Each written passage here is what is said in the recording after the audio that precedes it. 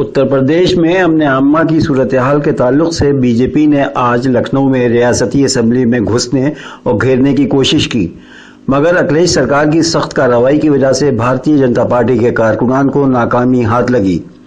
Police نے متشدد مجمع کو قابو میں کرنے کے لیے لاٹھی چارج اور آنسو گیس کا استعمال کیا۔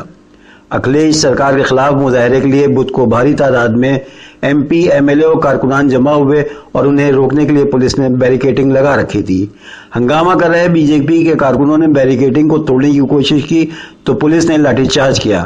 پولیس نے مظاہرین کو آگے بڑھنے سے روکا تو دونوں فریقین کے مابین دھینگا مشتی بھی ہوئی۔ اس درمیان مظاہرین کو روکنے کے لیے پولیس نے پانی کی بوچھار بھی کی۔